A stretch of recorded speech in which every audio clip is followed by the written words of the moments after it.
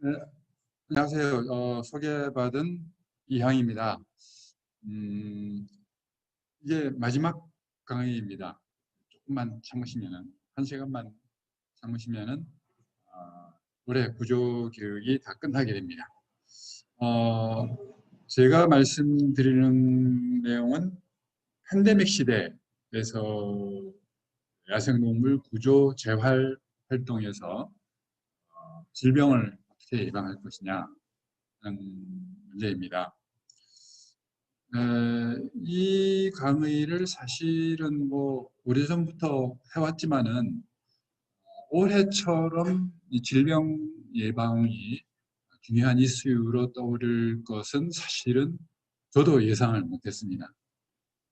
질병 문제가 중요하다는 것은 우리 모두가 알고 있지만은 근데 또 그게 이렇게까지 중요한 것일 줄은 우리 모두가 예상 못했을 거예요.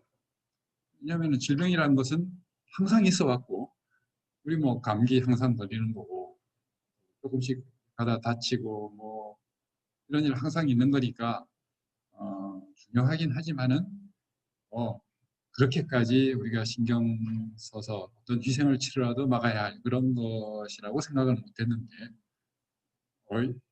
올 초부터 이제 우리는 질병이 얼마나 중요한 것인가 하는 것을 실감하게 되었죠. 그래서 저는 팬데믹 시대라는 용어를 썼습니다. 아마 이제 2020년 이후의 시대는 그 이전 시대와 구분해서 팬데믹 시대라고 불러야 될 것으로 저는 생각을 합니다. 코로나가 물론 뭐 예방 접종이 개발이 되면은 끝날 수도 있겠죠. 그렇지만은 그것으로 팬데믹이 끝난다고 우리는 생각할 수가 없습니다. 그 이유를 제가 좀 말씀드리려고 합니다. 이 코로나19 또는 다른 종류의 팬데믹이 왜 발생을 하고 있고 그것이 그것을 우리가 예방하려면 대응하려면 무엇을 해야 하는가? 조금 우리가 지금까지 들어온 시각과는 조금 다른 시각을 로 접하게 될 수도 있습니다. 그리고 그것이 우리 야생동물 구조 재활 활동에서 상당히 많은 관련이 있습니다. 직접적인 관련이 있고 또 그 대응과 예방에 있어서 우리가 할 수 있는 역할이 많이 있습니다. 자,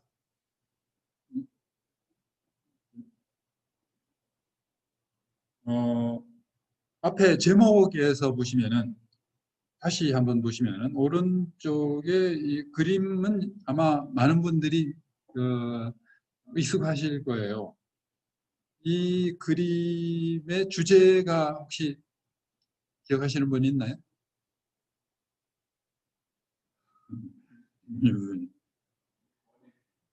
그렇죠. 사람, 환경, 그리고 동물의 건강은 하나이다 하는 게 이제 원 헬스라는 개념입니다. 상당히 보기 좋게 그려놨죠. 사람하고 환경하고 동물하고 깨끗한 세상에서 아주 아름답게 조화롭게 평화롭게 살아가는 그림이에요. 근데 이렇게 조화로운 세상은 사실은 잘 없죠. 실제로 우리가 이 원헬스의 중요성을 깨닫게 되는 것은 이렇게 아름다운 세상이 아니고 그 다음 그림에 보는 것처럼 이렇게 피로 얼룩진, 피로 연결된 병원균과 좀 으시시하죠. 이런 것으로 연결되어 있다는 것을 우리는 더 잘 피부로 느낄 수가 있습니다. 코로나19는 그 아주 피부에 닿는 예가 되죠. 그래서 사실은 원헬스라는 것은 이런 질병에 대항하는 개념으로서 개발이 됐고 많은 논의가 있었고 지금 전 세계에서 질병에 대항하는 중요한 접근 방법으로 인정을 받고 있어요. 근데 이제 제가 볼 때 조금 문제점이 뭐냐면은 아까 이 그림에서 보신 것처럼 사람과 동물 사이에 건강을 위해서 협력을 해야 된다. 그러니까 사람의 보건을 책임지는 전문가나 또는 기관 이런 분들하고 그다음에 동물의 건강을 책임지는 분들하고 이제 협력을 해야 된다. 그거는 다 알고 있어요. 그런데 거기서 이제 주도적으로 역할을 했던 분들이 아마 수의사일 겁니다. 그 다음에 의사. 그래서 결국 어떻게 됐냐면은 수의사하고 의사하고 협력을 해서 이거 질병을 예방해야 된다. 이런 개념으로 발전을 했어요. 근데 문제는 뭐냐? 의사와 수의사는 병은 잘 알아요. 뭐 건강에 대해서 잘 알아요. 근데 여기 뭐가 있습니까?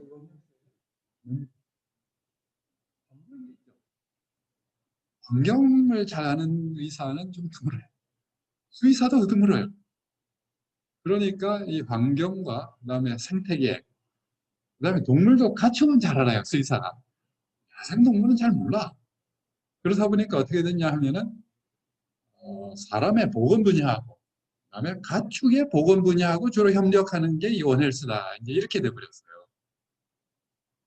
근데 이제 우리가 알는 것처럼 지금 팬데믹, 지금 중요하게 새로 출현하는 질병들은 대부분 어디서 와요? 야생에서, 환경에서, 생태계에서, 야생 동물에서 온단 말이에요. 근데 환경이나 생태계 쪽은 무시가 되고 있던 것이 사실이라고 저는 생각을 합니다. 그래서 앞으로의 원헬스가 제대로 작동을 하려면 환경 분야, 생태 분야에 굉장한 참여가 있어야 되고 그리고 그쪽 분야에 많은 투자를 해야 될 것이다 라는 것이 저의 생각이고 그런 면에서 이제 새로 대두되는 개념이 이코헬스라는 개념이에요.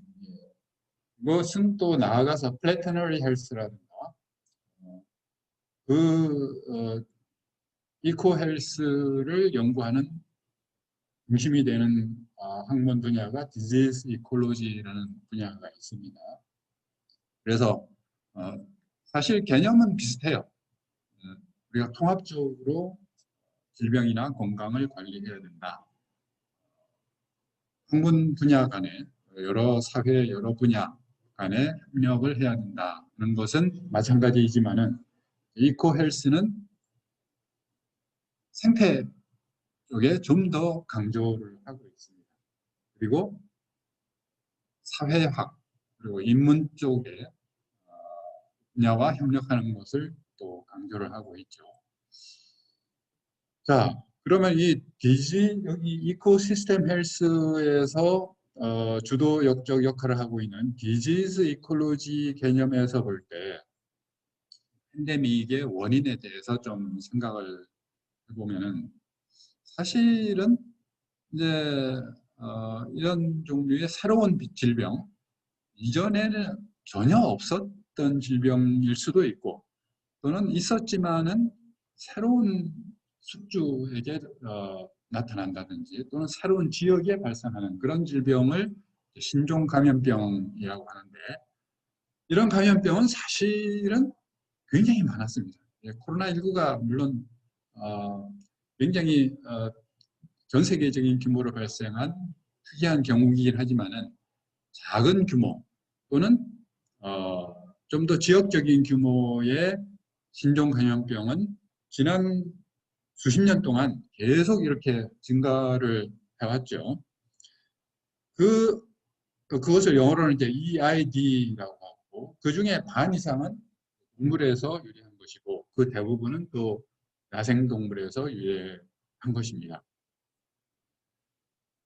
뭐 그 중에서 사람한테 영향을 주었던 것만 사실은 우리는 주로 기억을 하고 있죠. 그것만 추려보더라도 이렇게 많이 있습니다. 자, 이런 신종 감염병 또는 팬데믹이 주로 야생동물에서 유래하다 보니까 많은 분들이 생각하는 것이 우리 사람이 야생동물 때문에 피해를 보고 있다. 그런 의식을 많이 가질 수가 있어요. 그러나 과연 그것이 맞는 말이냐?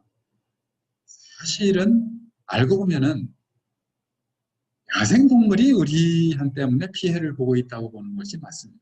왜 그런가? 팬데믹은 사람보다도 야생동물에 더 큰 피해를 주거든요. 근데 그런 팬데믹, 그러니까 사람한테 직접적인 피해는 안 주지만은 야생동물한테 피해를 주는 그런 팬데믹은 일반인들한테는 잘 알려져 있지 않아요. 왜냐? 나한테는 상관없으니까. 뭐 여기 나오는 주로 양서류 동물의 팬데믹이 많은데 개구리가 죽든 말든 내가 살아가는데 지장이 없으니까 일반인들이 관심을 안 가지죠. 그런데 여기 보이는 것처럼 여기 항아리 곰팡이 뭐 들어보신 분 혹시 있으신가요? 잘 없죠. 우리한테 영향을 안 주니까 잘 보도도 안 되고 잘 모릅니다. 근데 이 병으로 인해서 세계에서 멸종된 양서류가 100종에 가까워요. 아무리 코로나가 창궐을 해도 사람이 멸종할 일은 없죠. 근데 이 병은 아예 한 종을 지구상에서 사라지게 만드는 그런 병이에요. 한 종, 한두 종이 아니고 100종 가까이나 90몇 종이 사라졌어요. 그 다음에 그 밑에 도룡뇽 병은 항아리 곰팡이병과 비슷한데 이거는 또 도룡뇽만 걸려요. 이것도 지금 무섭게 퍼지고 있는 중입니다. 그 다음에 박쥐한테 새로 나타난 병인데 지금 미국에서 퍼지고 있습니다. 미국의 박쥐들 지금 수백만 마리가 질병 때문에 죽었고 지금도 죽고 가고 있습니다. 그 다음에 또 뱀 곰팡이병도 미국에서 나타났는데 퍼지고 있는 중입니다. 이런 야생 동물에게만 영향을 주는 팬데믹, 우리 사람은 잘 모르지만은 전문가 사이에는 굉장히 유명한 우려스러운 현상으로 지금 알려져 있죠. 특징이 있는데 첫 번째는 곰팡이병이 많아요. 대개 곰팡이병은 뭐 우리 대표적인 곰팡이병은 뭐가 있죠?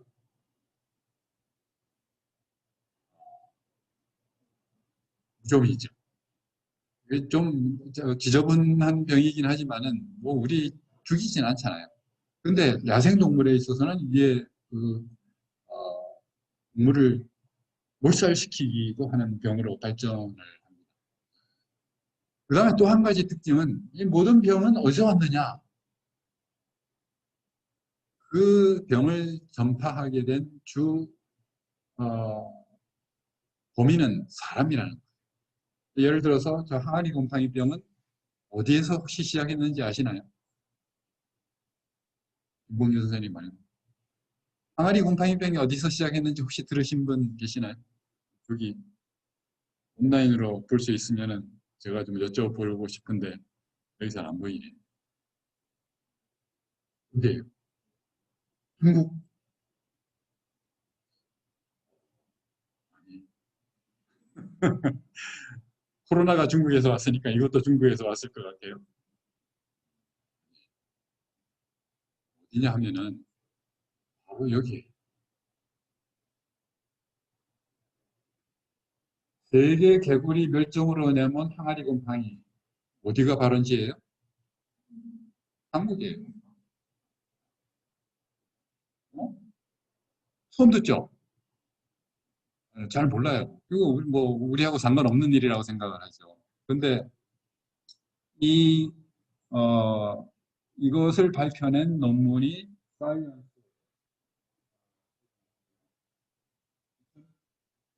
2018년에 발표가 됐습니다.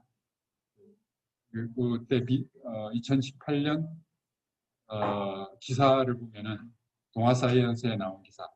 세계 각지 항아리 곰팡이 DNA 분석 결과 한국 항아리 곰팡이가 가장 오래됐고 20세기 초 국제무역통해서 전 세계로 확산됐죠.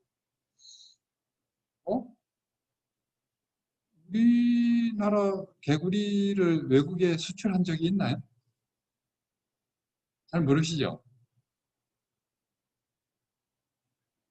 여기 보시면은 1960년에 나온 기사인데 개구리 뭐지? 광고 기사가 났어요. 근데 개구리를 10만 마리 이상 모으는 수 있는 사람을 찾는다. 제가 이쪽으로 하면은 소리가 잘 안 들리나 보죠?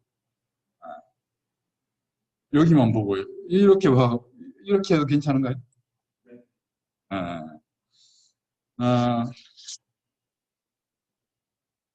개구리를 하루에 10만 마리를 어떻게 모으죠? 방법이 있어요. 학생들한테 사탕 사 먹을 수 있는 돈 조금만 주면은 논에 가서 개구리 얼마든지 잡아요. 그러면 뭐 한 학교에서 몇만 마리 모으는 건 문제도 아닐 거예요. 그거 몇 학교만 이렇게 잡으면은 10만 마리 얼마든지 모을 수 있습니다. 그걸 어떻게 써요? 모아가지고 수출해서 외화벌이 한다고. 옛날에는 뭐 돈 내는 거는 다 수출을 했죠. 우리 오줌도 모아서 수출한 적이 있습니다. 아마도 그때 우리나라에 있던 항아리 곰팡이균, 그러니까 우리나라 개구리는 이 항아리 곰팡이병이 오랜 옛날부터 있었기 때문에 개구리가 저항성이 있어요. 면역이 생겼어요. 수천 년 동안 같이 살아왔단 말이에요. 그런데 이게 다른 나라, 특히 유럽하고 미국, 중남미, 호주 이런 나라의 개구리는 이 곰팡이가 없어요. 근데 우리가 수출한 개구리가 유통이 되면서 이 병이 전 세계로 이렇게 퍼져가면서 그런 나라의 개구리들을 멸종시키기 시작한 거예요. 그래가지고 이게 이제 지금 양서류의 유통 경로인데 전 세계에 퍼져가가지고 이 개구리하고 고릉용, 양서류 멸종을 시켰는데 여기 까맣게 표시한 이 부분에 있는 양서류가 저기 보시면은 90% 이상 감소된 곳이 124종, 멸종된 종이 90종, 그리고 조금이라도 감소된 종은 500종이 전 세계 양서류에 엄청난 영향을 준 게 바로 항아리 곰팡이병 그리고 도롱뇽 항아리 곰팡이병인데 그 중에 항아리 곰팡이병은 바로 우리 한반도에서 기원을 했다. 우리는 근데 우리가 개구리를 수출할 때 이 병도 수출할 거라고는 예상을 못했겠죠. 그렇다고 뭐또 우리 책임이라고 말하기도 어렵기는 해요. 우리가 알고 수출한 것도 아니고 이것도 수입한 사람들 책임도 있겠죠. 그러나 우리가 좀 이 야생동물의 질병을 가볍게 생각해서는 안 된다는 것을 알려주는 아주 중요한 예이고 우리가 또 이런 일을 해서는 안 되지 않느냐 생각을 해봅니다. 근데 우리가 수출해서 외국에 이런 피해를 준 게 한두 가지가 아니에요, 사실은. 뭐 다른 침입종도 있고 또 한 가지는 뭐죠? 다람쥐죠. 다람쥐 예쁘잖아요. 그러니까 우리나라 다람쥐가 또 외국인한테 인기가 있었어요. 이거를 또 전 세계에 수출을 했어요. 그래서 유럽에 지금 치미종이 돼가지고 골치 아픈 지금 종이 되어 있는데 그 한 가지 문제가 이게 병을 옮겨요. 이 병은 동물한테만 옮기는 게 아니라 사람한테 옮기는데 사람한테 이렇게 이런 동그란 원을 그리는 근데 이거를 라임병이라고 합니다. 우리나라에는 거의 없어요. 근데 유럽에서는 지금 상당히 문제가 되는 질병이고 그 병을 그 나라의 동물도 옮기지만은 이 우리가 수출한 다람쥐가 또 가장 중요한 숙주가 되어버렸습니다. 그래서 야생동물의 질병은 전 세계 지금 어느 나라이든지 왔다 갔다 할 수 있다. 그 중에 야생동물의 무역, 거래가 가장 중요한 역할을 한다는 것을 우리는 반드시 기억해야 되고 거기에서 우리나라가 절대 예외가 아니라는 것을 보여주는 중요한 예가 되겠죠. 그래서 또 한 가지 아까 여기 박쥐흰코 증후군이라는 것도 이것은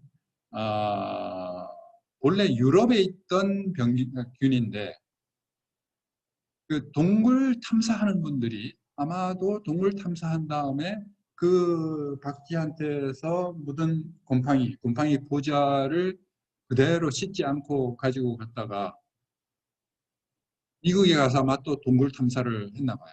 그래가지고 미국에 박쥐한테 옮겨버린 거예요.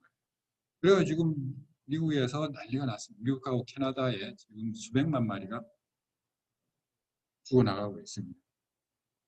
이게 우리나라에 들어오면은 우리나라 박쥐도 지금 위험에 처하게 돼요.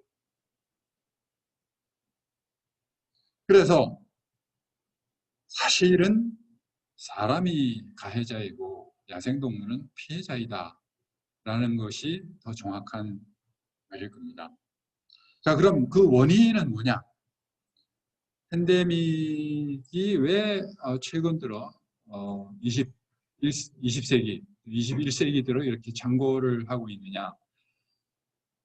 그 이유를 알려면은 물론 우리가 사실은 다 잘 알고 있습니다. 그렇지만은 조금 더 이제 근본적인 원리를 이해할 필요가 있는데 그 원리가 뭐냐 하면은 모든 학문에 다 적용되는 원리예요. 학문뿐만 아니라 우리 생활에도 적용이 되죠. 그것을 질량작용의 법칙이라고 해요. Law of Mass Action이라고 하는데 이것과 이제 평형이라는 개념이 우리는 아마 화학에서 다 배우게 되죠. 화학 다 들으셨죠? 화학 좋아요? 재밌어요? 재밌는 분? 하나도 없어. 화학 재미없어요. 근데 이거는 어려운 화학이 아니에요. 아주 쉬운 화학이에요. 뭐냐? 결국은 숫자가 얘기한다는 거예요. 확률이라는 것도 숫자가 얘기하는 거죠. 예를 들어서 지금 화학 방정식에서 A 플러스 B가 C가 된다는 화학식이 있다고 보세요. 그러면은 이 반응을 일으키는 힘은 언제가 쓰겠어요? A나 B가 많을 때 하고 작을 때 하고. 당연히 많을 때죠. 예를 들어서 A가 여기서 2배로 늘어나면은 이 반응의 속도는 몇 배가 되겠어요? 2배로 늘어나죠. A, B가 둘 다 2배씩 있으면은 2 곱하기 2는 4배가 늘어나요. A의 농도가 100배가 늘어나면은 반응의 힘은 100배가 늘어나요. 간단한 거예요. 숫자가 말을 한다는 겁니다. 우리가 길을 가면서 100원짜리 동전을, 아니, 100원 너무 싸고, 500원짜리 동전을 줄 확률은 500원짜리를 얼마나 많이 흘렸느냐에 달려 있겠죠. 500원짜리가 많이 깔려 있으면은, 줄 확률이 높아지겠죠. 그 숫자, 500원짜리 동전의 숫자가 많을수록 우리는 그것을 발견할 확률이 높아지는 것이죠. 이거는 생태학에서도 마찬가지예요. 호랑이가 사슴을 잡아먹잖아요. 그 호랑이가 사슴을 얼마나 잡아먹을 확률이 얼마나 높으냐 하는 것은 사슴의 숫자에 달려있죠. 사슴이 2배로 늘어나면 호랑이는 2배로 배를 불릴 수 있는 거죠. 사슴의 숫자가 반으로 줄으면 호랑이는 배를 굶어야 됩니다. 질병도 마찬가지입니다. 이 호랑이가 사슴을 잡아먹는 원리나 여기 코로나 바이러스가 사람의 감염을 시키는 원리는 똑같아요. 그냥 호랑이는 돌아다니다가 사슴을 발견하면 항상 잡아먹을 수 있는 건 아니죠. 어떤 때는 놓치기도 하고 10번 잡으려고 노력하면 그중에 한두 번 성공하는 거예요. 바이러스도 사람 만난다고 항상 감염되는 건 아니죠. 그러나 많이 만나면 많이 말릴수록 감염될 확률은 높아지죠. 결국 이 역학 또는 질병생태학에서 우리가 요새 이제 언론에서 많이 듣는 단어가 있죠. 기초 감염 재생산수 R0라고 하는데 이것을 만드는 공식이 결국 어디서 나왔느냐? I 그러니까 infectious 바이러스를 가지고 있는 사람이 가지고 있지 않은 사람을 만날 확률에 따라서 그것은 그 사람의 숫자에 의해서 결정이 되는 거죠. 그것을 줄이기 위해서는 감염될 수 있는 사람의 숫자를 줄여야 되겠죠. 그래서 예방접종을 해야 되고 우리가 이 만날 확률을 줄이기 위해서 마스크를 써야 되고 자가격리를 해야 되고 하는 거죠. 자, 그러면은 옛날에는 병이 없었느냐? 물론 당연히 병이 있었죠. 우리는 뭐 수만 년 동안 계속 병하고 같이 질병, 감염병, 전염병하고 같이 살아왔는데 왜 팬데믹이 지금 문제가 되고 있느냐? 결국 그 이유는 평형에서 멀어져 있다는 거지. 그러니까 보통 아까 보신 것처럼 이 A와 B가 만나서 C가 되는 반응, 이 반응도 끝까지 진행되지는 않습니다. 우리가 화학에서 배운 것처럼 평형에 이르면 반응은 더 이상 진행되지 않죠. 정말인가요? 화학에서 그렇게 배웠나요? 사실은 아니죠. 겉으로는 진행되지 않는 것처럼 보이지만 실제로는 A에서 C로 가는 반응하고 그 역반응이 똑같은 속도로 진행되기 때문에 겉으로는 진행되지 않는 것처럼 보이는 게 그게 평형이죠. 어쨌든 모든 A하고 B가 C가 될 때까지 반응이 일어나는 건 아니에요. 어느 점에 가서는 평형 상태가 되더라고요.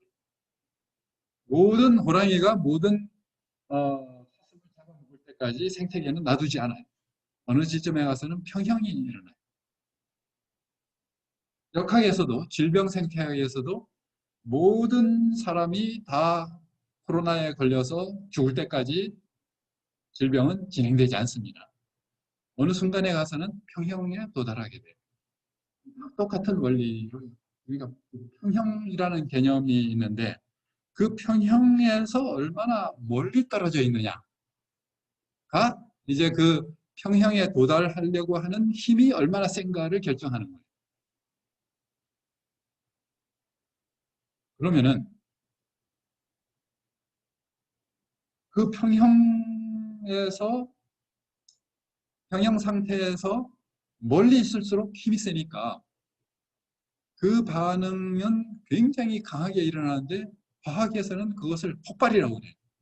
폭발적인 반응이 일어날 수 있죠. 그러니까 아까 A하고 B가 너무나 많은 거예요. 폭발적으로 C가 되려고 하는 거예요. 예를 들어서 강물을 보통 평형 상태에서 이렇게 흐르고 있는데 그것을 댐을 막아가지고 수위가 높아지면 만약 댐이 무너지면 이것은 폭발이 일어나겠죠. 질병에서는 감염될 수 있는 사람의 숫자가 그것을 결정해요. 근데 보세요. 지난 만 년간에 걸쳐서 인구 증가는 지난 한 만년, 거의 만년 가까운 시간 동안에 아마도 사람이 살 수 있는, 이 지구상에서 사람이 살 수 있는 적정한 수준은 1억 정도가 아니었을 거예요. 대부분의 기간은 1억 미만이었어요. 그런데 지금은 몇이에요? 70억이 넘고 80억에 가까이 갑니다. 그렇게 증가한 것이 지난 몇백 년이었어요. 여기 곡선을 보면은 완전히 절벽을 지금 오르고 있죠, 우리가. 이 절벽을 언제까지 오를 수 있을지는 모르지만은 영원히 오르지는 못할 거예요. 이것은 우리 사람의 숫자가 많기 때문에 바이러스로 볼 때는 호랑이로 볼 때는 사슴이 너무나 많은 거예요. 어디 가든지 사슴 천지야. 그러니까 그냥 한번 쑥 이렇게 하면은 사슴이 잡혀요. 바이러스 입장에서 볼 때는 그냥 눈 감고 가도 사람 하나 걸려. 그렇죠. 다음에 이제 사람 숫자만 증가한 게 아니에요. 소비량도 증가하니까 소비하려면 자연 속으로 들어가야, 자연에서 뭔가 가져와야 되잖아요. 그러니까 야생동물 만날 일도 많아지죠. 그 다음에 이동 속도가 증가해서요. 그러니까 옛날에는 원시 시대에는 사람이 사는 게 기껏해야 몇십 킬로, 좀 멀리 가봤자 몇백 킬로 정도겠죠. 근데 지금은 한나절이면은 지구 반대편까지 가잖아요. 그러니까 질병이 퍼져도 옛날에는 한 부락, 몇 개 부락 이렇게 퍼지고 나서 그냥 소멸되고 그랬는데 지금은 전 지구가 하나의 부락이 되어버렸으니까 바이러스 입장에서는 완전 절호의 찬스가 된 거죠. 그 외에도 사람만 증가한 게 아니고 가축도 증가를 했죠. 그다음에 그 결과로 인해서 사람이 생태계에 침범해야 되고, 그다음에 환경 변화가 일어나고, 생물 다양성이 감소하고, 기후 변화가 일어나고, 이 모든 것이 이제 팬데믹을 일으키기에 아주 적합한 환경을 만들어 준 것이죠. 자, 그러면은 이것은 여기 열거한 이런 것들은 팬데믹의 근본적인 원인들이고, 직접적인 원인은 뭐냐? 이것은 결국 우리가 바이러스하고 직접 만나야 우리한테 올 수가 있는 거거든요. 근데 그 바이러스를 많이 가지고 있는 것들은 야생동물이에요. 왜 그래요? 왜? 가축도 아니고 야생동물이. 이유는 야생동물은 너무 종류가 많다는 거예요. 가축은 다 합해봤자 한 10종 안쪽밖에 안 돼요. 근데 이 지구상에서는 포유류의 숫자가 몇 종인지 아시는 거예요? 6,000종이 넘죠. 6,000종. 조류 한 10,000종, 양서류 8,000종, 하충류 10,000종, 어류 몇만 종. 그러니까 척추동물 다 합하면 5만 종이 넘어요. 얼마나 많아요. 한 종이 몇백 가지씩의 바이러스를 가지고 있다고 해도 수백만의 바이러스가 존재하고, 우리가 그 중에서 알고 있는 바이러스는 1%밖에 안 된다고. 그 다음에 어떤 바이러스가 우리 인간에게 또는 가축에게 올지 우리는 전혀 알 수가 없다는 것이죠. 그러니까 결국 그런 동물과의 접촉, 우리가 알지 못하는 그런 바이러스와 접촉이 증가하는 것이 직접적인 원인이에요. 그러면 이제 이 팬데믹 또는 신종 감염병을 예방할 수 있는 방법은 두 가지가 있는 거죠. 그러니까 위에 있는 근본적인 원인을 없애든가, 또는 그게 안 되면은 이제 직접적인 원인이라도 좀 없애든가 또는 낮추든가 해야 되겠죠. 그래서 이제 코로나 때도 역시 마찬가지고, 제일 먼저 우리 인간 사회의 바이러스 전에 그 앞단계 야생동물에서 가축이나 사람에게 오는 그 단계에서 멈추게 하는 것이 가장 효과적인 예방 방법이 될 것입니다. 사전 예방에는 이제 두 가지 방법이 있는데, 하나는 근본적인 원인을 낮추는 것. 이거는 근데 굉장히 어려워요. 인구 늘어났다고 우리 다 인구 줄이자고 할 수 없잖아요. 뭐 인구를 감소시키는 것 같은 효과를 낼 수 있는 소비를 억제하고, 또 이동을 관리하고, 생태계 균형을 회복하고, 기후 변화를 억제하고, 이거 다 해야 될 일이지만은 반드시 우리가 해야 될 일입니다. 그렇지만은 지금 당장 하기는 좀 어려워요. 그러니까 많은 노력과 캠페인과 협약과 정책을 개발해야 됩니다. 그러나 이 직접적인 원인, 그러니까 인간과 가축, 야생동물 사이의 접촉점을 관리하고 또는 줄이고 하는 일은 비교적 그래도 쉬운 일이에요.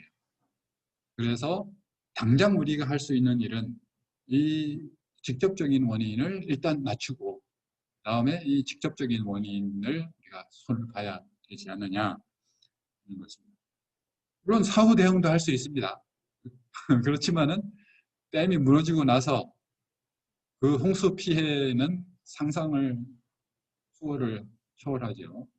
너무나 비싼 이것을 할 돈에 한 10분의 1만 투자하면은 이것을 할 수가 있어요. 우리는 잘 못합니다. 왜냐하면 우리 인간의 본성이 그래요. 이거는 눈에 보이지 않거든요. 근데 일단 이게 생기면은 어떻게든 우리는 극복을 해야 되니까 여기에는 투자를 잘하는데, 그 돈의 10분의 1만 가지고 미래를 예방하자 하면은 사람들이 잘 안 해. 근데 이제 미래 세대, 젊은 세대는 그래서는 안 되겠죠. 왜냐하면은 나이 많은 사람들은 10년, 20년만 살면 다 없어져서 사실 괜찮아요. 기후변화 와도 큰 영향 없어요. 근데 지금 한 50년, 60년 더 살아야 될 분은 이거 큰 문제예요. 여러분, 20년 뒤에 이 지구가 어떻게 될지 몰라요. 지금부터 이 돈의 10분의 1만 1위로 투자하자고 지금 정부에다가 강력히 주장을 해야 될 겁니다. 자, 그것은 일단 우리가 해야 될 일이지만은, 먼저 우리가 해야 될 거는 접촉점을 줄이든가 또는 잘 관리를 해야 됩니다. 많은 분들이 야생동물을 접촉하는 거는 중국 사람들이나 하는 짓이지 우리는 그런 거 안 해요. 하는지 몰라요. 코로나 시작한 것도 중국 사람들이 야생동물 그 불결한 거, 야만적인 야생동물 먹고 박쥐 잡아다 먹고 뭐 그러다가 생기는 것이지 우리는 그런 거 안 하는데. 근데 우리나라에도 사실은 우리가 알게 모르게 야생동물과 접촉하는 일이 굉장히 많습니다. 그 중에 몇 가지를 이제 열고 한 겁니다. 근데 이 모든 것이 다 나쁜 건 아니에요. 우리가 꼭 필요로 하는 야생동물과 접촉해야 할 일이 있죠. 이 구축센터도 마찬가지입니다. 그러나 필요 없이 접촉하는 것도 많아요. 그것을 우리가 좀 구별을 해야 되겠죠. 그 중에서 더 위험한 것이 무엇이냐를 구별을 해야 되는데, 그 판단 기준은 아마 이런 것일 거예요. 얼마나 규모가 많으냐, 또 접촉의 강도가 강하냐, 뭐 이런 거가 될 텐데, 그래서 보면은 좀 위험하다고 생각되는 접촉점을 보면은 유사동물원, 지금 도시에서 야생동물 카페가 많이 늘어나요. 라쿤 카페 뭐 이런 거, 라쿤 데려가다가 아이들하고 놀고 있단 말이에요. 그다음에 이색 애완동물을 카페가 아니라고 그냥 개인이 키우는 분들이 또 많아요. 어떤 분은 하이에나도 키우고 뭐 여우도 키우고 요새 이상한 야생동물을 키우는 취미로서 분들이 많습니다. 다음에 육견농장이 있습니다.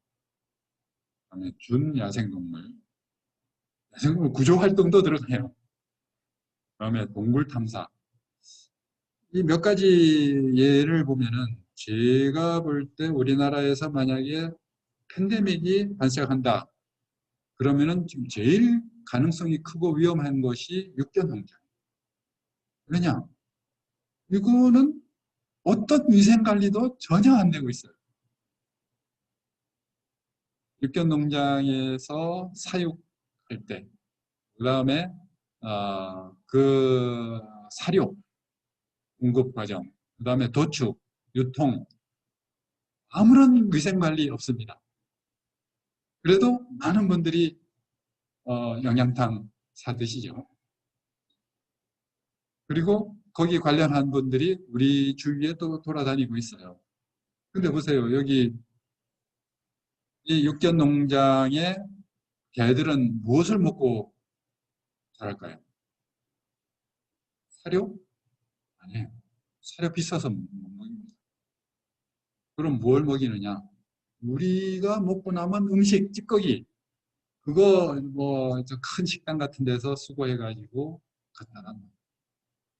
거기 우리 침이랑 뭐 온갖 바이러스 다 들어있잖아요. 그것뿐이 아니에요. 이제 도축장에서 남은 부산물 이런 것도 가져다가 먹여요. 동물에서 온 바이러스도 다 들어가죠. 그것뿐만이 아닙니다. 여기 그림에 보시면 저 뒤에 뭐가 보이죠? 지저분한 그 개 사육장 뒤에 보면은 바로 숲이 보이죠. 개농장들이 전부 산골 깊숙이 들어가 있어요. 왜? 도시에 사람 많은 데 있으면 안 되니까, 민원이 자꾸 들어오니까 산골 깊숙이 들어갈 수밖에 없죠. 거기에는 누가 살아요? 야생동물이 살아요. 그러니까 얘들하고 야생동물하고 항상 밀접한 접촉이 일어날 수밖에 없어요. 여기들 밑에 오면은 온갖 먹이 찌꺼기랑 똥이랑 뭐 지저분한 거 많죠. 야생동물들이 와서 먹는단 말이에요. 물론 울타리를 할 수 있겠죠. 그러나 작은 쥐들이 들어오는 거나 위에 새들이 들어오는 거나 곤충이 왔다 갔다 파리, 모기 왔다 갔다 하는 거는 막을 수가 없어요. 그러니까 가축, 사람, 야생동물의 모든 병원체들이 집합되고 교류되는 것이 바로 육견농장. 전 세계에서 이런 육견농장은 우리나라밖에 없어요. 어? 아니잖아요. 중국 사람도 개 먹고 베트남 사람도 개 먹는데 왜 우리나라만 육견농장이 있다는 거죠? 그거는 우리나라에도 육견농장이 생긴 것이 그렇게 오래되지 않았습니다. 아마 한 10년, 20년 사이일 거예요. 그 이전에는 우리가 개 안 먹었느냐? 먹었어요. 먹었지만은 시골에서 어, 집마다 개를 한두 마리씩 키워서 거기서 나오는 개를 개장사들이 모아가지고 시장에 공급을 했어요. 대규모 농장은 없었어요. 그런데 대규모 농장이 생긴 거는 최근에 중국이나 베트남은 아직도 옛날 방식으로 개를 키우고 있대요. 그래서 이런 대규모 농장이 있는 나라는 우리나라가 유일하대요. 전 세계에서 이런 종류의 비위생적이고 국가가 전혀 관리 안 하는 그리고 사람과 가장 가까이 살고 있는 종에 대해서 이렇게 관리 안 하고 질병 방치 상태로 있는 나라는 우리나라가 유일합니다. 전 세계에서. 얼마나 위험한 상황이에요. 근데 아무도 얘기 안 해요, 이거. 왜? 왜일까요? 얼마나 예민한 이슈. 이 문제가 이제 많은 분들이 어, 동물 좋아하는 사람들의 이슈라고 생각해요. 그러니까 이건 하나의 문화적인 문제지. 개를 먹든 뭐 소를 먹든 누가 왜 간섭을 하느냐. 난 먹는 거 해가지고. 보통 이렇게 생각하죠. 이거 참 깨뜨리기 힘들어요. 그러니까 이게 어, 동물복지 이슈로만 접근해서 그래요. 사실은 이게 동물복지 문제가 아니고 사람의 생존 문제예요. 국가 안전보장의 문제예요. 이거 방치하면은 여기서 만약에 어떤 새로운 인수공통 전염병이 발생한다면은 그 병은 개하고 사람 사이에 전파될 확률이 높아지겠죠. 그러면 이 병이 전 세계로 만약 퍼져간다면은 그거 우리 감당할 수 있을까요? 개도 죽고 사람도 죽고. 근데 그거 알고 보니까 코리아라는 나라에서 왔다. 중국은 괜찮아요. 왜냐? 중국은 너무나 거대하고 전 세계에서 중국 물건 안 쓰는 나라가 없어요. 우리도 중국 물건 빼면은 여기 살 수 없어요. 그러니까 중국은 퉁소리 뻥뻥 쳐요.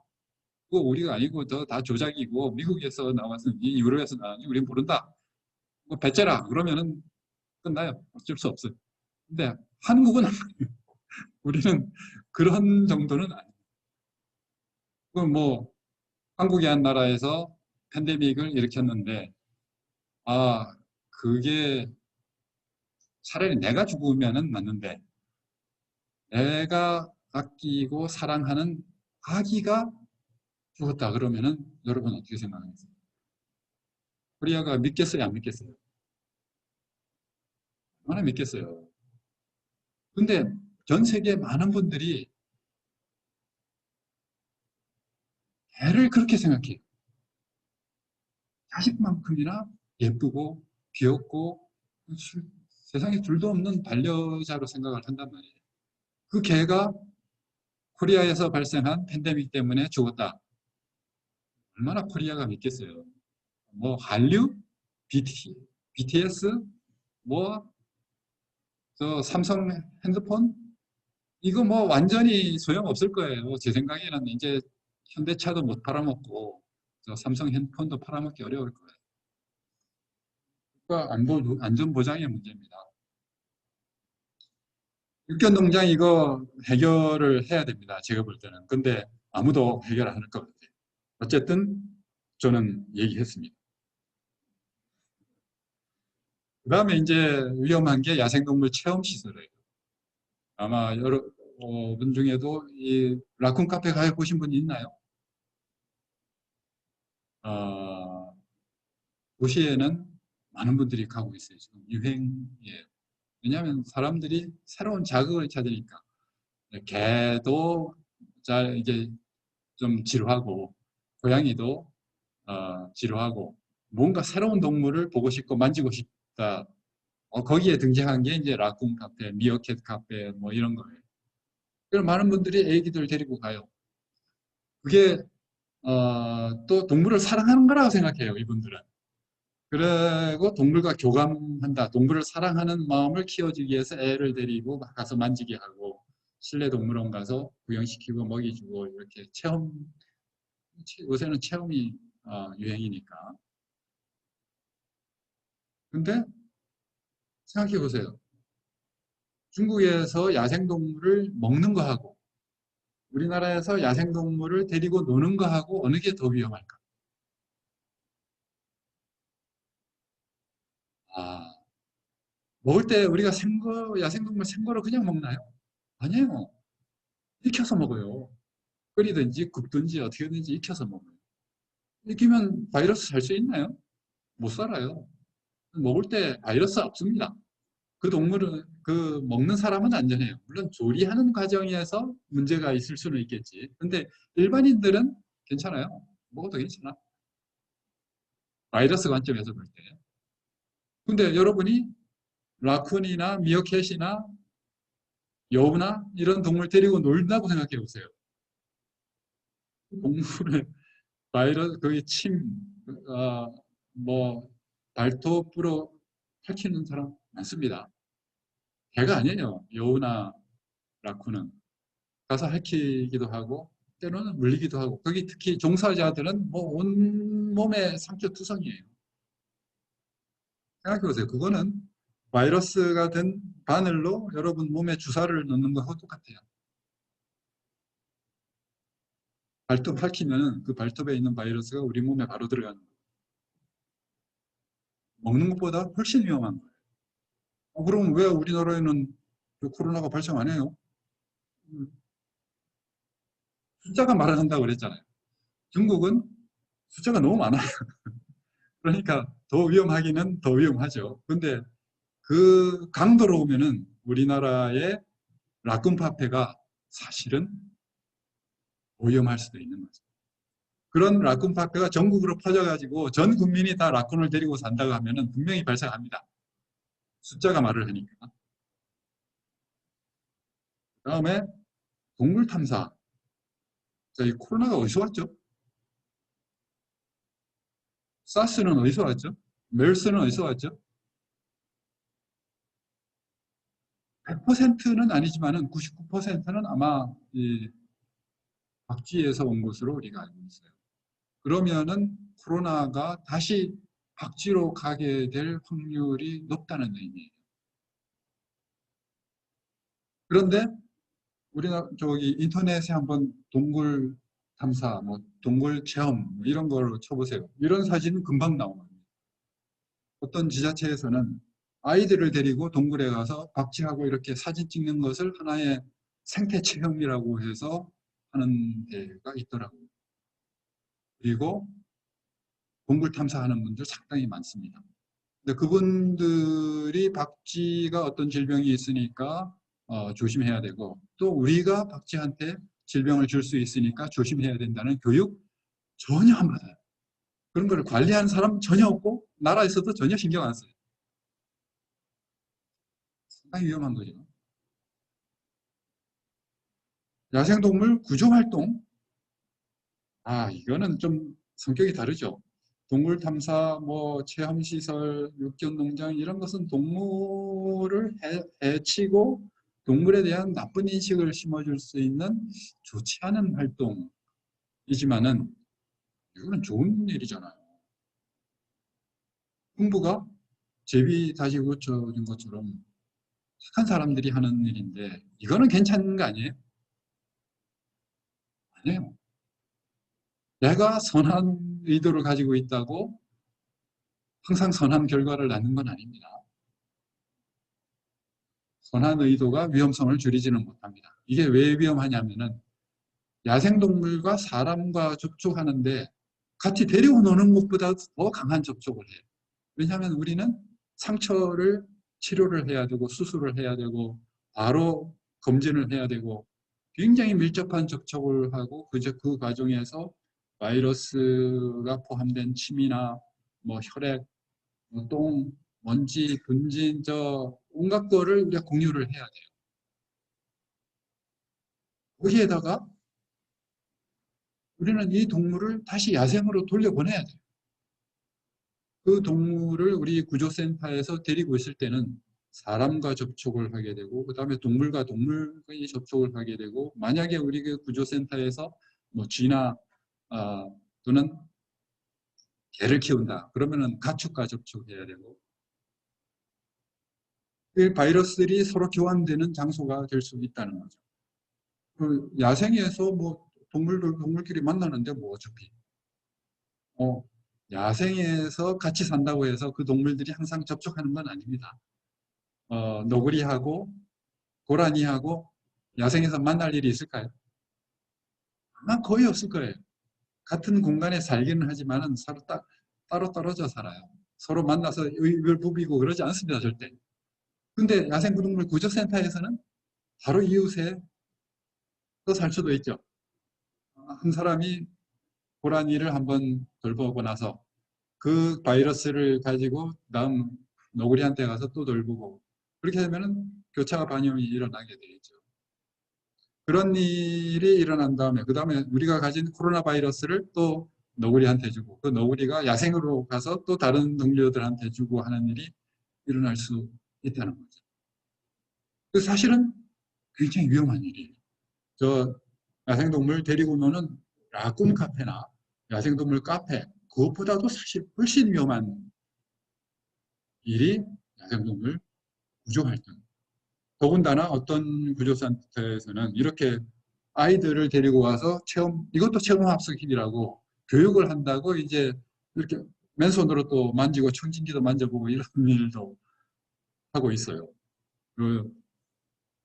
대단히 위험하죠. 자, 그럼 뭐 우리 구조센터 문 닫아야겠네. 그거는 아니죠. 자, 다른 점이 우리 구조 재발 활동은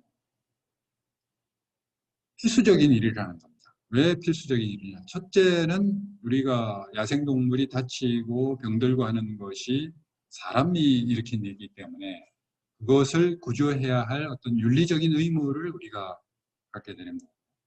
그 다음에 그 과정에서 야생동물에 대한 불쌍한 마음을 사람들이 가지게 되니까 야생동물과 생물 다양성에 대한 교육 기회를 준다는 거죠. 그 다음에 우리가 구조활동에서 얻는 여러 가지 정보, 그리고 시료, 이런 것들이 야생동물에서 과연 무슨 일이 일어나고 있는가를 알 수 있는 감시 활동에 도움을 준다는 거죠. 그리고 학술 연구에도 도움을 줍니다. 그 다음에 또 한 가지는 우리가 만약에 이런 구조활동을 안 하면 어떻게 되겠어요? 사람들이 다친 동물, 너구리, 고라니 자기가 집에 데리고 가서 자기가 치료를 하려고 할 거예요. 그러면 훨씬 더 위험한 일이 일어나요. 그래도 우리 구조센터에 있는 전문가들이 이 위생이나 생물 보안에 대한 전문 지식이 있고 어떻게 다뤄야 된다는 것을 알고 있는 사람이 하는 게 낫지, 일반인들이 하게 되면 훨씬 더 광범위한 더 위험한 일들이 일어난다는 거죠. 그것을 방지하는 것이 우리 구조센터가 하는 일입니다. 그래서 이것은 절대 그만둬서는 안 돼요.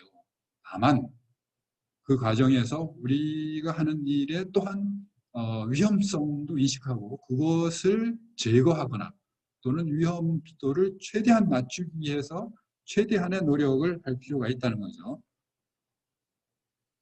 자, 그러면은 그 위험성 중에 또 질병 전파는 하나뿐입니다.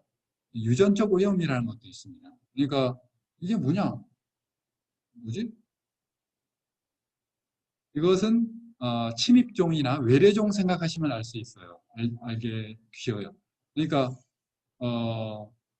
라쿤 같은 동물을 우리나라에 데리고 와서 야생에 함부로 방사해서 되겠어요, 안 되겠어요?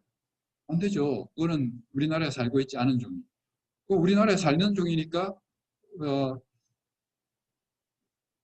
여기 예산에서 잡힌 너구리를 구조해가지고 예산에서 너구리가 살 땅이 별로 없으니까 저 강원도 춘천에 가서 방사하고 그러면 되겠어요?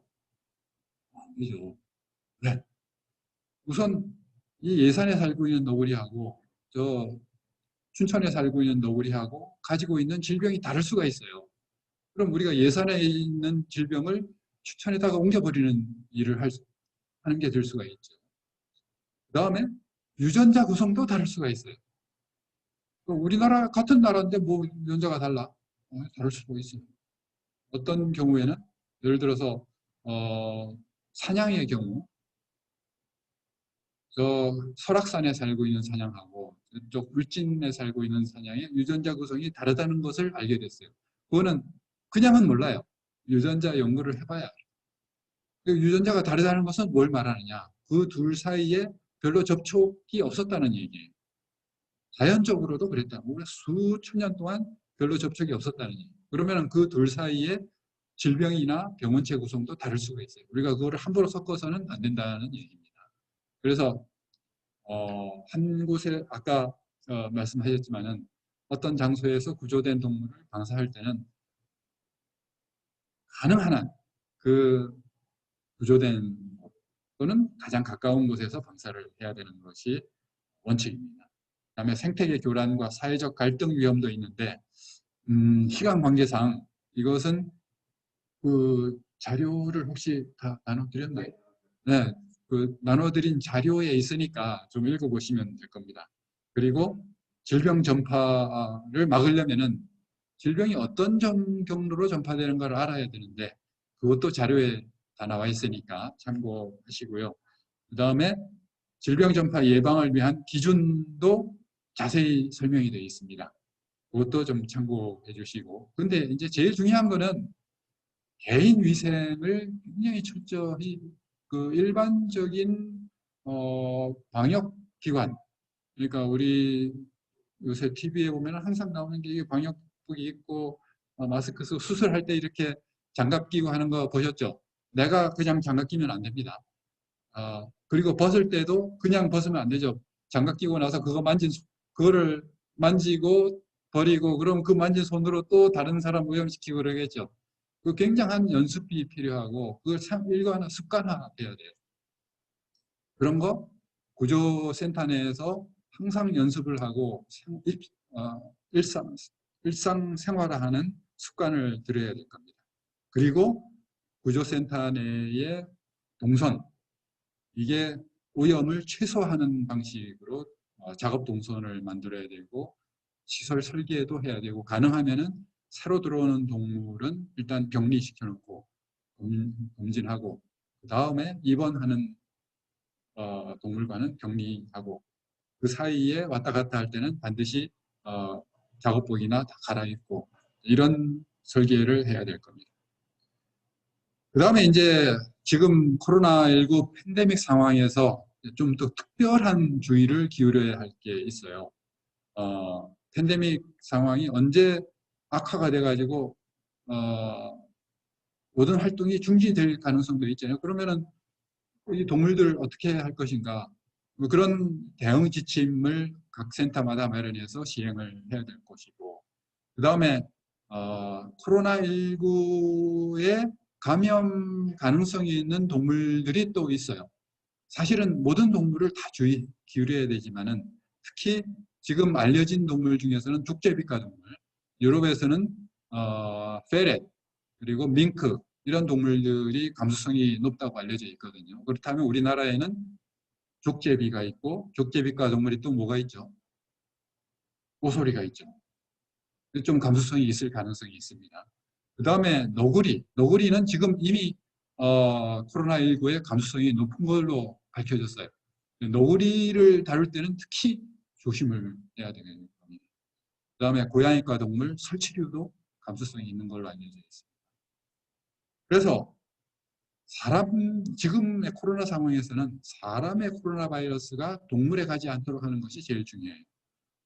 특히 몸 상태에 조금이라도 기침을 한다거나 열이 있거나 내가 코로나 감염된 사람과 같이 있었다거나 이런 분들은 절대 센터에 와서 근무를 하지 않도록 자신이 해야 되고 또 금지를 시켜야 될 겁니다. 외부인 함부로 출입하지 못하게 해야 되고 가능하면은 출입문이 자유로이 사람들이 왔다 갔다 하지 못하게 어떤 잠금 장치가 있고 반드시 확인하고 들여보내고 그렇게 하는 게 좋을 것 같아요. 개인위생 평소보다도 훨씬 더 철저히 해야 될 거고 그 다음에 기구나 물건에 의해서 사람과 동물 사이에 바이러스가 왔다 갔다 하지 않도록 여러 가지 장치, 소독 장치를 마련해야 될 거고 그 다음에 중요한 것 중에 하나가 우리가 업무가 과다하지 않도록 조심할 필요가 있어요. 왜냐하면은 이 구조된 동물이 너무 많아서 우리가 너무 바쁘고 너무나 필요하고 그러면은 개인 위생과 방역 지침 다 무시하고 그냥 막 하게 되거든요. 그런 상황을 우리가 미리 만들지 않도록 해야 됩니다. 그래서 뭐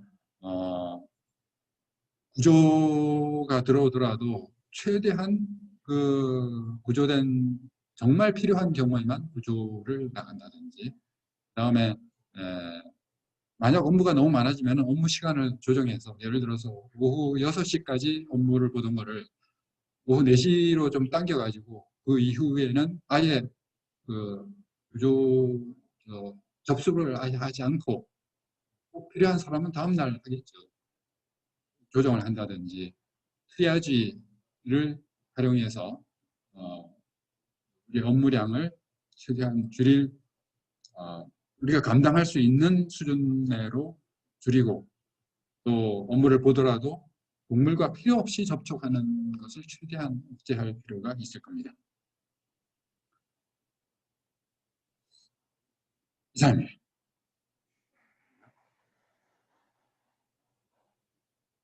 질문이 있나요?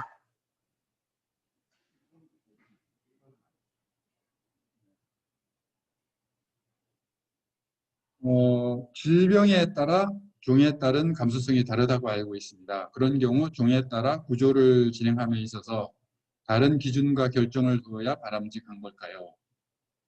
그렇죠. 예를 들어서 광견병은 지금 우리 구조센터에서 가장 감수성이 높은 동물이 너구리가 되겠죠. 너구리 구조할 때는 광견병에 대한 예방접종을 맞은 사람만이 다루도록 해요. 기본적으로 모든 구조센터에서는 광견병 예방접종을 받아야 되고, 그다음에 최소한 뭐죠? 테타너스, 화상풍 그 정도는 하고 있죠. 그다음에 최근 우후죽순 생겨난 야생동물 체험시설을 줄여나가려면 보통의 사람들은 어떤 행동을 취해야 될까요? 일단 가지 말아야죠. 그리고 이웃들한테도 절대 그런데 애들 데리고 가는 거 아니다고 교육을 좀 시켜주시고, 그다음에 정부와 국회의원들을 좀 압박을 해야 돼요. 이 체험시설을 금지하는 법을 좀 만들어라. 그 법을 지금 만들려고 그러는데 그거를 또 반대하는 분들이 있거든요. 운영하시는 분들, 그분들이 또 로비를 해요. 이거 우리 동물 사랑하는 거를 교육하는 거다. 아니잖아요. 근데 그분들은 굉장히 사생결단으로 해요. 먹고 사는 문제니까. 그러니까 일반인들은 뭐 그거 별로 신경 안 쓰니까 공무원들은 또 국회의원들은 안 움직이죠. 우리도 사생결단으로 그거 해서는 안 된다고 해야 움직일 거예요. 네. 그러면 또 다른 혹시 질문 있으시면은 나중에라도 연락을 해주시면은 따로 답을 드리도록 하겠습니다. 오늘 교육은 이것으로 강의는 마치고요. 모든 교육을 이제 이것으로 종료하게 되는데요. 수료증은 저희들이 처음에 공지한 것처럼 이제 등록하신 분 중에서 출석이 70% 이상 되시는 분만 드려야 되거든요.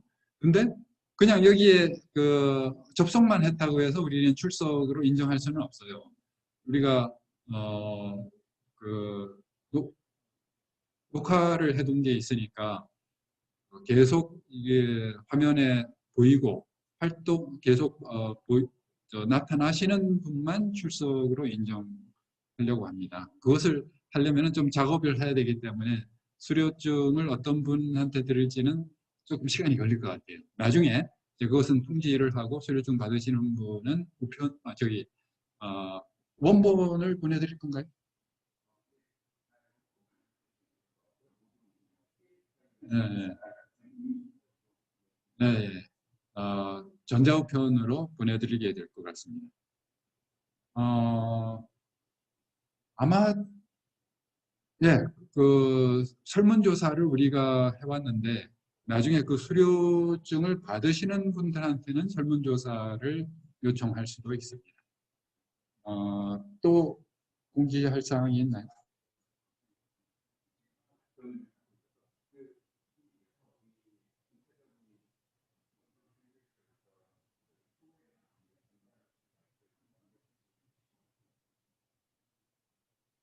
네. 아쉬운 것은 우리가 실습을 못해서 아쉽지만은 코로나 상황이 나아지는 대로 내년에는 다시 만나 뵙고 실습도 하고 또 같이 밥도 먹으면서 여러 가지 얘기를 할 수 있게 되기를 기대합니다. 4주 동안 이게 온라인으로 강의 듣는 게 굉장히 힘든 일이거든요. 와서 듣는 거는 사실 오히려 좀 비교적 쉬운데 그럼에도 불구하고 끝까지 참여해 주신 여러분 모두 감사드리면서 야생동물 구조 재활 활동에 더욱 이제 좀 더 전문성 있고 질적 향상을 위해서 노력해 주시기를 부탁을 드려요. 특히 생물 보안, 질병 예방에 많은 관심을 기울여 주시기를 부탁드리면서 마치도록 하겠습니다. 고맙습니다.